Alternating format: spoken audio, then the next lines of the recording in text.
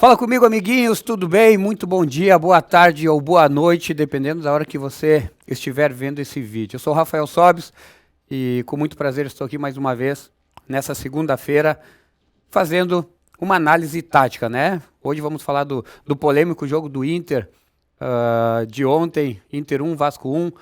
Muita coisa interessante, dois tempos distintos, principalmente a parte do Inter e, claro, do Vasco também. Antes de tudo, se inscreva no canal, esteja com a gente, é muito importante.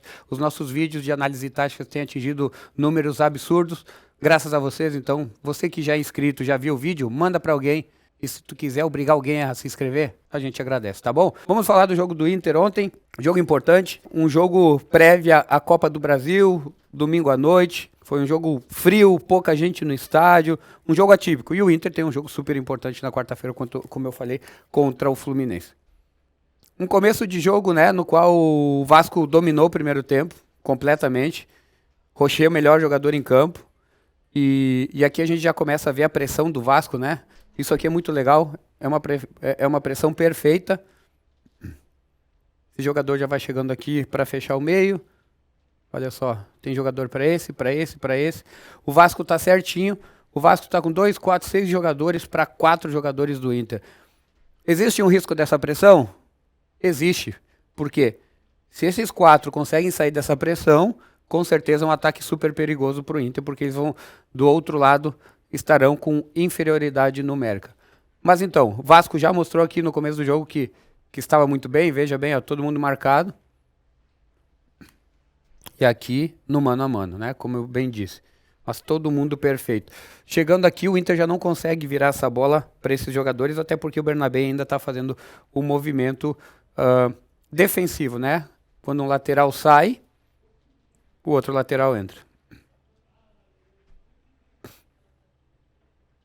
Você viu que mesmo assim o Inter conseguiu sair. Pena que o Aguirre errou o passe. Aqui já estamos com 10 minutos de jogo. O Inter começou devagar, se surpreendeu com o Vasco, né? O Vasco jogou muito bem no primeiro tempo. E aqui a gente já vê, né? Antes da bola chegar, a gente já vê que tem um buraco aqui, ó. Tivemos 4 jogadores do Inter para 2 do Vasco. E olha o que acontece. Borré, né? Marcando por trás, isso não é o ideal. Sempre o jogador que está marcando tem que estar na frente, para ele ter a possibilidade de bater nessa bola. Se o Borré está na frente, ele consegue tirar. E aí o Inter se salvou, né? Ainda mais o jogador que cabeceou a bola.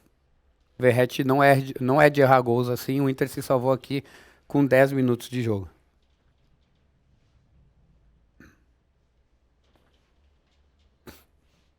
Aqui mostra, né, que o Vasco, né, o Inter com 2 jogadores aqui, o Bruno e o Wesley, e aqui já tem um jogador sozinho, né? Esse é o risco de uma pressão.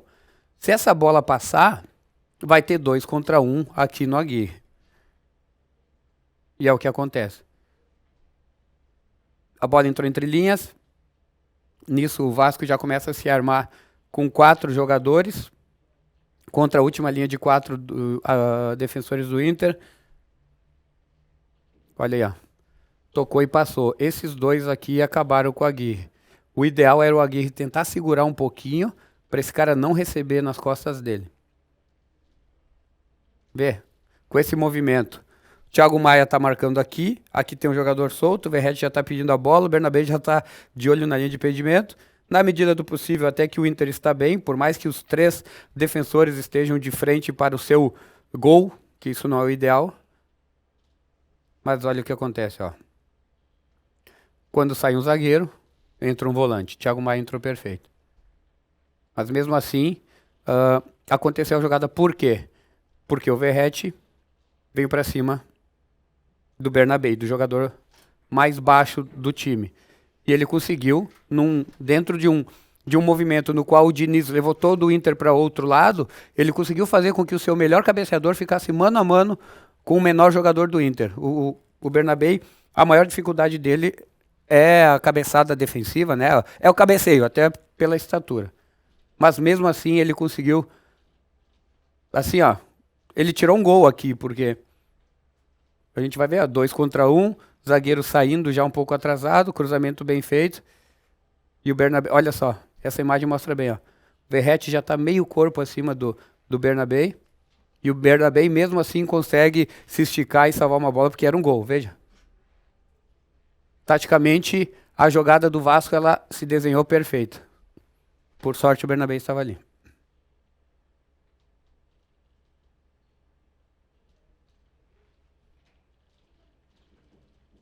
Aqui, né, o Inter totalmente defendendo, com os 10 jogadores num raio de 20 metros, né, entre a linha da área e essa intermediária. Só que o Inter não está bem espalhado.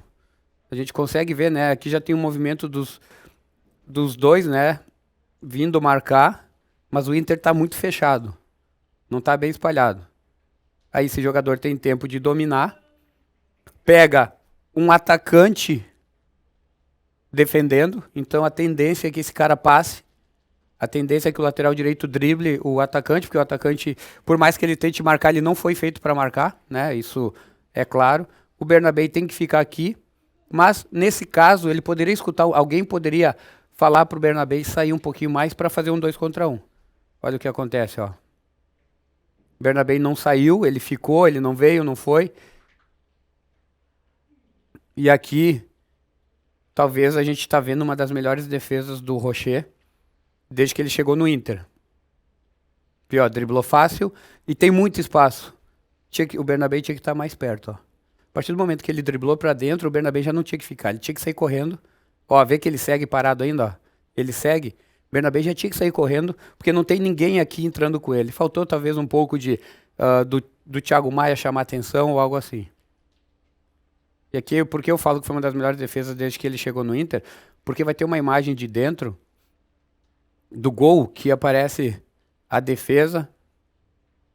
Essa defesa aí, ó. Isso é impressionante, ó. Uma baita defesa, tirou um gol. Estamos com 19 minutos, o Inter não passou do meio ainda. Muitos problemas de marcação. E aqui já acontece de novo o que eu comentei com vocês no lance anterior do Aguirre, ó. Um jogador já está caindo nas costas do Aguirre. O Bruno está marcando aqui. Passou um passe que passou pelos 3. Esse cara vai receber, mas olha aqui nas costas do Aguirre já. Ó, já está levando. O que acontece? Esse cara vai ter que sair. Já tem um espaço entre o Thiago Maia e o atacante do Vasco, que provavelmente é o David. Se você for olhar, já teria um passe aqui por dentro. Olha aí, ó. Isso aqui não pode acontecer. Caiu na armadilha. A nossa defesa caiu na armadilha do Vasco. Vasco, surpreendentemente, ao contrário dos outros jogos que tinha feito, jogando bem, né? O Vasco não tinha feito aquele jogo do Diniz, de bola no chão. Conseguiu fazer contra o Inter e olha só. Já está ganhando na velocidade. Então aqui tem um espaço gigante para dar jogada. E aí a gente já vê, né? É todo mundo correndo no ataque. O David, como ele estava no começo da jogada, ele já espera um pouco para talvez receber um passe atrás, porque a linha ela tem que entrar, né? Mas mesmo assim, o Verratti teve a sua chance de gol. Convenhamos, né? A gente viu ali o Vitor Gabriel reclamando, porque aqui não estava, o Café Aguirre não tinha que estar indo lá em cima. Não tinha que estar indo lá em cima, ele tinha que segurar a linha de 4 aqui atrás, justamente para não ter esse espaço. Então, como ele saía, espaço nas costas, o Vasco atacava. Aí bota zagueiro para correr contra atacante, quase sempre ele vai perder. E o Verratti, convenhamos, o Verratti, o melhor golpe dele é de cabeça, né? Mais um gol perdido. Estamos falando de 26 minutos, 4 chances claríssimas para o Vasco. O Inter não passou do meio campo. Primeiro tempo bem abaixo. Ó, de novo, ó. O Aguirre ficou vendido, mais uma vez, um passe errado. Olha, 1, 2, 3, já era.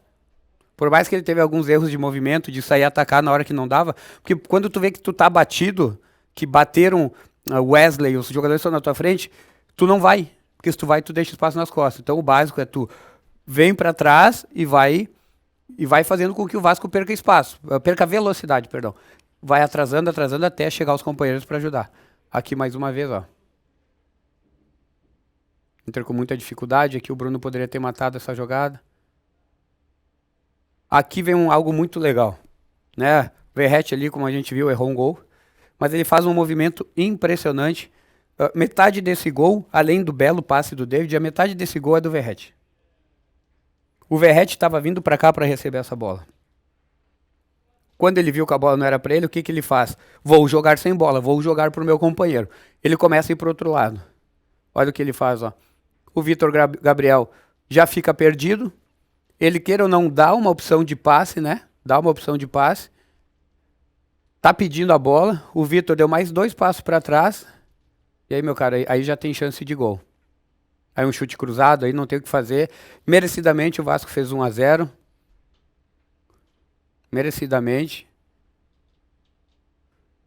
Aqui o Bruno Henrique até tentou fazer a falta, mas não conseguiu, agora eu observei. Olha aqui, ó. O Verratti achou que era pra ele. Isso aqui é inteligência, isso é jogar sem bola. Isso aqui que a galera tem que dar valor quando um jogador faz isso. Ó, e tu vê que ele já atrás, ele faz o Vitor Gabriel, já mudou o movimento, ó. Uma vez, e agora vai vir mais uma vez para trás. É um passinho desses que no fim das contas evita de ele chegar junto, ó.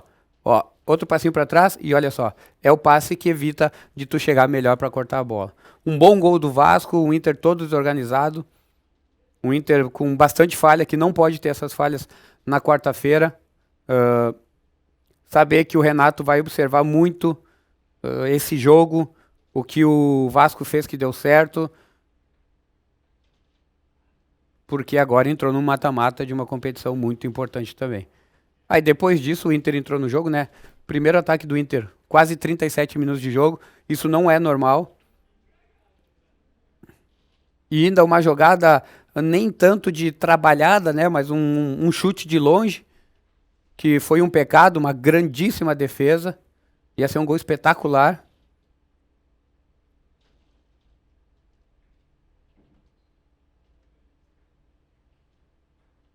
Léo Jardim, não, impressionante, que defesa maravilhosa, num contexto assim, ó, uma plasticidade essa jogada que é impressionante. E aí o Inter começou a atacar, né? Já estamos com 37, já é o escanteio pós essa defesa, né? Bola parada, uma bola bem colocada na área, uma boa cabeçada. Por pouco o Wesley não bateu nessa bola também. Mas aquele negócio, né? O Inter acordou pro jogo. Essa aí é um pecado, né? O Borré cabeceou bem pro chão, mas tinha que ter tirado um pouquinho. Então nós estamos falando de 1 minuto e 43 segundos. O Inter já teve 3 chances claríssimas de gol. Uma bola na trave, a defesa do Léo Jardim no chute de longe e a defesa do Léo Jardim na cabeçada. Na cabeçada do Borré, no caso. E aí o Vasco começa a ficar coado, né? Normal. Acho que o Borré, pela sua qualidade, poderia ter feito um pouco mais. E aí depois, uma bolinha parada. Rebote. Né? Aqui é mais qualidade do jogador. Não tá de todo mal marcado. O cara conseguiu chutar, mas tem um jogador na frente. A zaga do Inter tá saindo bem. Já deixou 3 jogadores do Vasco impedidos. E mais uma baita defesa do Rocher. Beira-Rio, um campo bom, bola rápida. Sempre vai ser perigoso pro goleiro. Defesa difícil, gente. Essas bolas são muito difíceis quando passa por toda a zaga.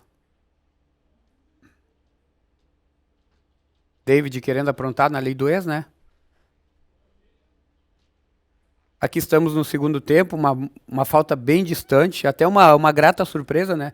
O Alan Patrick com uma potência assim, ó, invejável, num chute colocado contra um grande goleiro.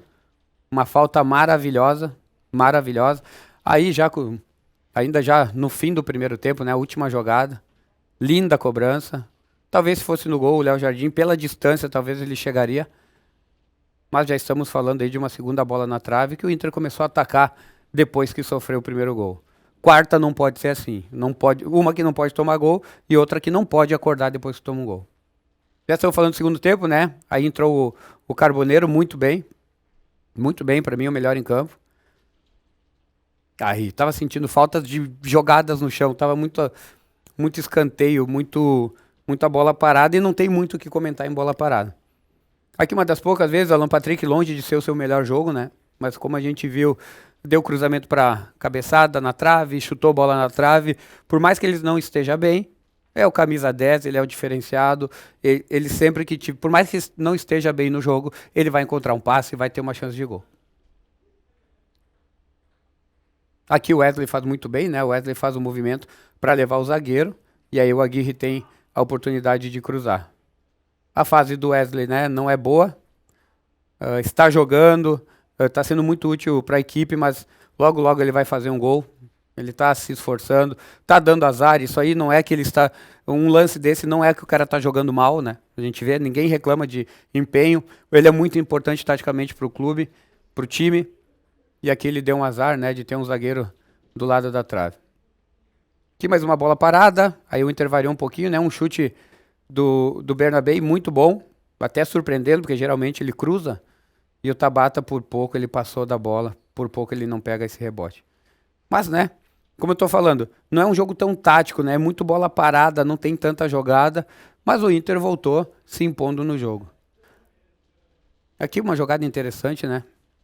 Carboneiro, como eu falei, melhor em campo. Tá trazendo a bola para dentro, o Bernabé já tá passando.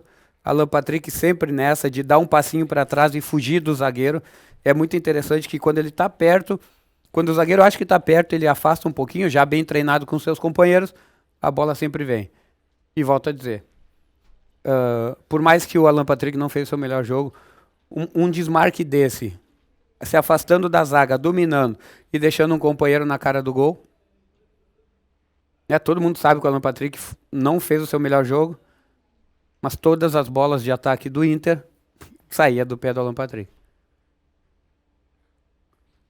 De novo. Tabata entrando entre linhas, um baita espaço, uma movimentação muito boa. Borré na última linha já.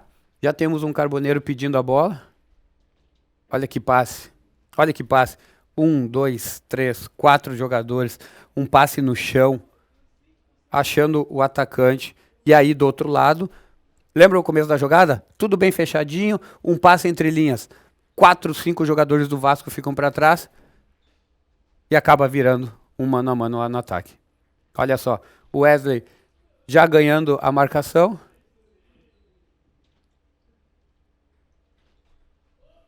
Wesley, na sua melhor fase, ele faria gol. Tá faltando uns replay aqui. Poderia ter replay nessa jogada pra gente examinar melhor.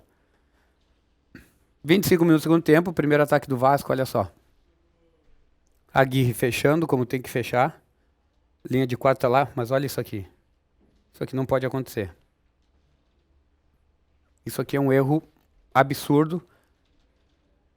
Que se o time do Vasco tivesse, eu não falo nem de qualidade, se o time do Vasco estivesse numa fase melhor, eles não perderiam isso. Isso até beirou uma jogada de juvenil. Isso aqui é jogada de juvenil. Verratti, um centroavante de qualidade como ele não pode nunca entrar impedido numa jogada tão simples assim. É muito simples essa jogada para ele estar impedido. É todo lance que é o lance que todo atacante quer. Todo atacante quer. Ter uma bola mano a mano com o goleiro, mas, cara, segura a linha de impedimento. É um erro juvenil, gente. Isso aqui mataria o jogo. Mataria o Inter. Mataria o Inter. Mais uma bola parada, que foge um pouquinho, né, do que a gente fala. Mas importante também, gostei. Bernabé dando mais um chute de fora da área. Mais uma arma que a gente não tinha. Acho que isso é importante. Um chute de longe, potente. Mais uma boa defesa do Léo Jardim. Ele tenta espalmar para longe, mas a bola faz um efeito no qual ele não consegue jogar para o lado. A bola vai para o meio da área. Aí o zagueiro acompanhou muito bem. Isso aqui é difícil. O Borré estava ligado já. Mas sim, uma baita defesa. Mais uma defesa importante. E aqui começa a polêmica, né, gente? Aqui começa tudo. Já tinha tomado amarelo. O juiz está falando.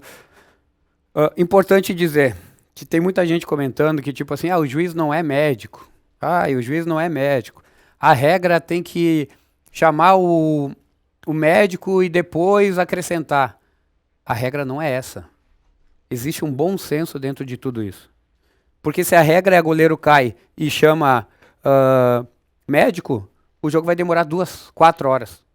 conhecendo como é o Brasil. No primeiro tempo, o Rocher fez isso e o juiz errou em não dar amarelo para o Rocher.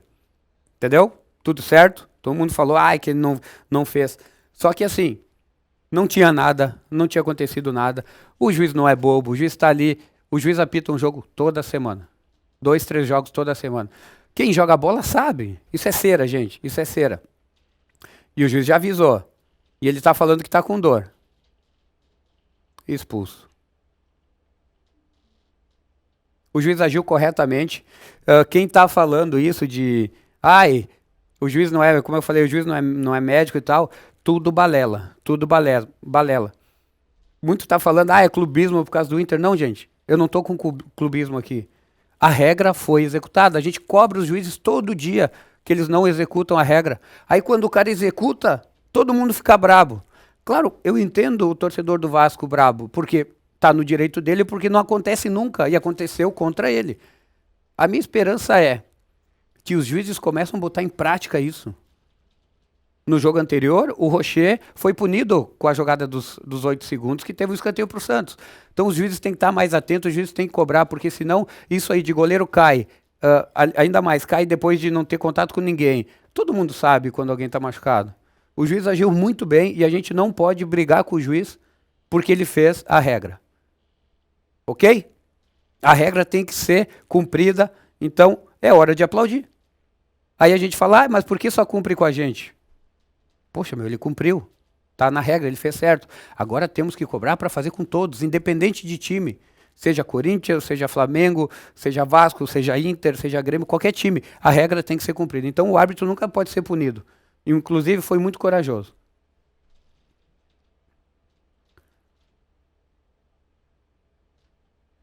E aí a jogada do Inter, né? Aí, claro, o Vasco com um jogador a menos, todo mundo dentro da área, defendendo.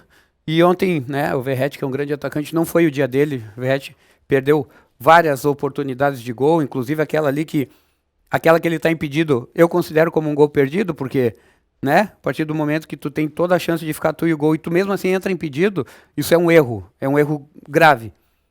E ele é um grande jogador, é o nome do Vasco, é um cara que resolve, mas ele não estava na sua noite, né, acabou dando um passe sem querer pro Carboneiro. O Carboneiro já estava bem no jogo. Se existia um cara que o Vasco não poderia dar uma chance de gol, era o Carboneiro. Era o Carboneiro justamente porque ele entrou muito bem no jogo. Ele dá uma chapada, um gol bonito, um gol, dependendo do goleiro estar frio ou não, seria gol também, se fosse com o Léo Jardim.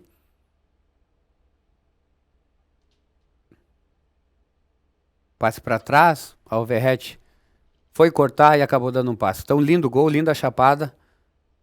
Gol que se a gente vê na Europa, a gente aplaude de pé. Às vezes tem uns gols bonitos aqui no nosso Campeonato Brasileiro. No fim do jogo ainda teve mais essa chance, né? Como eu falei, Carboneiro com muita confiança, ele deu um chute muito parecido com o Bernabé, né? Dessa vez o rebote do goleiro foi um pouquinho mais para trás. Aqui o Vitinho se atirou, não foi nada. E a bola sobra nele de novo, ó. Se tivesse mais 5 minutos de jogo, com certeza o Inter viraria. Com certeza. Foi um pecado. Já estamos chegando no fim desse vídeo, né? Coisas importantes a se falar.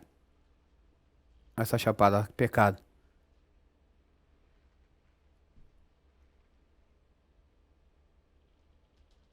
O Vasco pagou pela cera, né, gente? O Vasco pagou pela cera, isso faz parte. Esperamos que os juízes cobrem de todo mundo sempre que necessário. Vocês viram que não foi um jogo tão tático. O time do Vasco foi muito melhor com bola no chão. Isso é inegável, principalmente no primeiro tempo. O Inter jogou muito, muito melhor assim, com bola parada, naquela pressão, sem muita organização, longe daquele Inter que a gente estava acostumado. Mas queira ou não, tem uma evolução grande no time do Vasco. Que sim, se não fosse aquela expulsão do Léo Jardim, provavelmente o Vasco ganharia esse jogo. O Inter não fez um primeiro tempo, se recuperou no segundo, mesmo fazendo um jogo assim, longe do seu ideal. O Inter teve o goleiro do rival, o Léo Jardim, enquanto jogou, foi o melhor em campo ali, né? Dos jogadores do Vasco. Teve 3 bolas na trave, o Inter jogou 3 bolas na trave, então mostra que mesmo o Inter jogando mal, o Inter tem muito potencial. Para quarta-feira o Inter tem que melhorar, num jogo grande que é mata-mata, não se recupera. O brasileiro tu pode recuperar num próximo jogo. Mas agora é mata-mata, é jogo importante, jogo contra o Fluminense, que depois que voltou da Copa do Mundo de clubes da FIFA, não vem jogando bem, mas é um time que já mostrou, justamente nessa Copa do Mundo, que é muito bom. Estou curioso para saber desse jogo. Quinta-feira estaremos aqui fazendo análise tática dessa partida. E se você gostou, você do Vasco, você do Inter, envie esse vídeo para todo mundo.